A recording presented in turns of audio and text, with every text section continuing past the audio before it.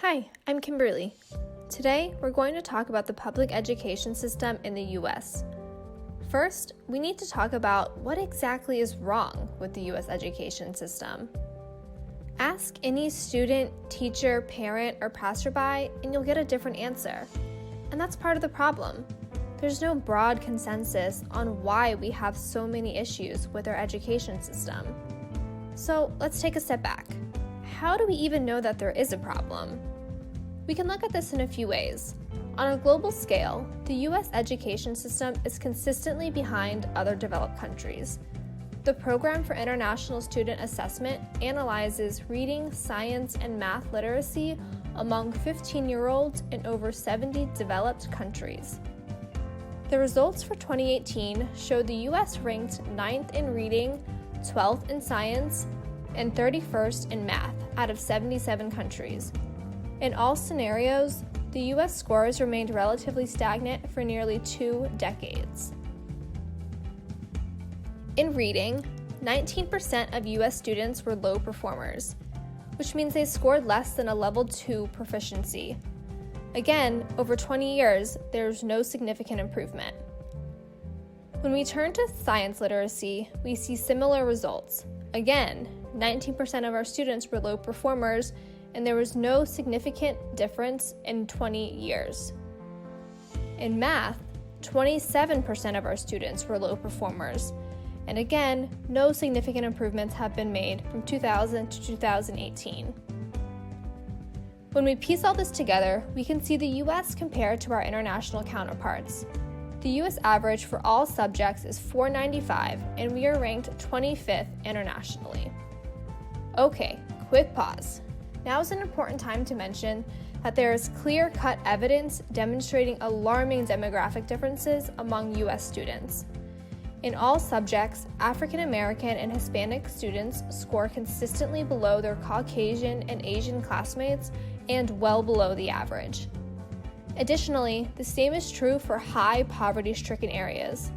This is a significant issue that needs to be addressed. However, it is beyond the scope of this video, and we will focus on one primary issue facing the majority of our schools. We find similar results among 4th and 8th grade students. The Trends in Mathematics and Science study compares math and science performance at an international level every 4 years. The most recent available report is from 2015. Results for 4th graders showed that the U.S. ranks 14th in math literacy and 10th in science. Results for 8th graders showed that the U.S. ranks 10th in math literacy and 11th in science. Combine all this information with the fact that the U.S. spends significantly more than the global average per student in education, and we have to ask ourselves, what is going on here? How can the U.S. spend so much money per student and still be so far behind other countries? More money is better, right? Wrong.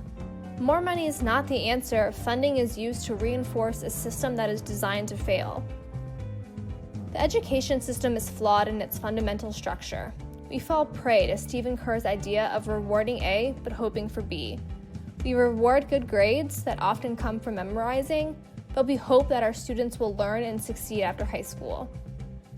Students are told by parents, teachers, and counselors, if you don't get good grades, you will get a bad job. You won't get into a good college. You will not be successful.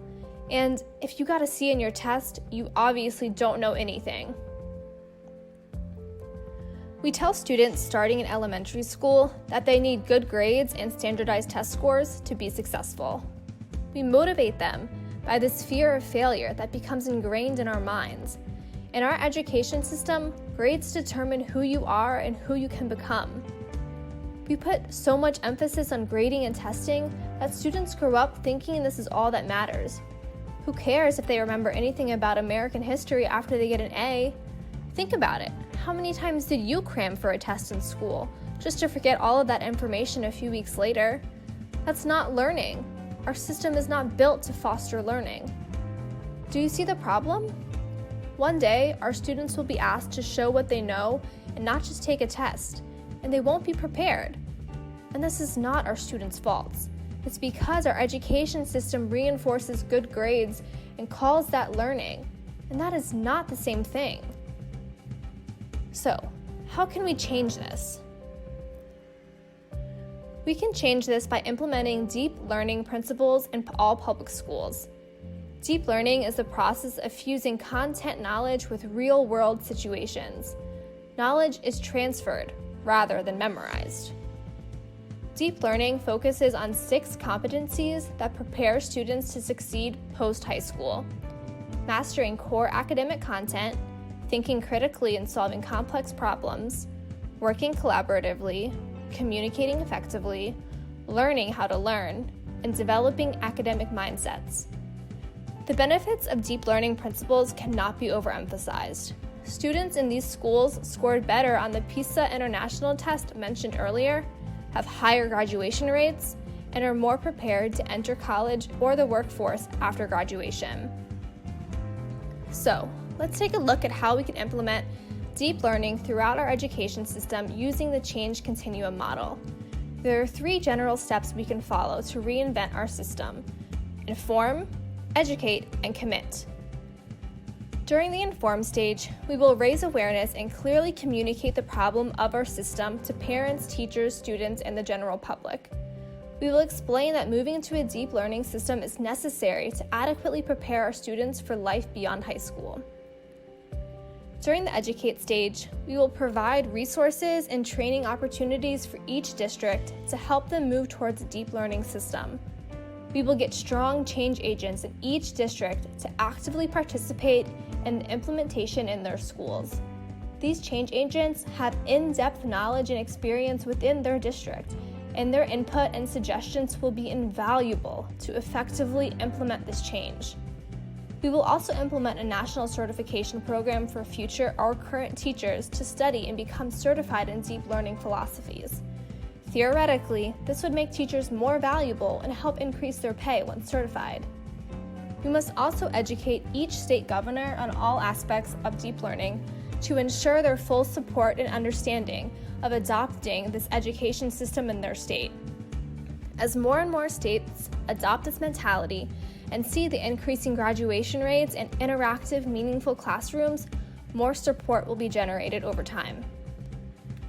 Over the next few years, we will move towards an institutionalization as deep learning becomes the new status quo for our public schools. With the help of our change agents across school districts and training our current and future teachers, our schools can soon internalize this incredibly necessary and positive change. To combat the resistance we expect with any change that goes against the status quo, we must clearly communicate the need for this reinvention of our education and explain the successes that come with deep learning. To ensure individuals do not feel like leaders are mishandling this change, we need to get as many people involved as possible to ensure we are engaging with the individuals this directly impacts.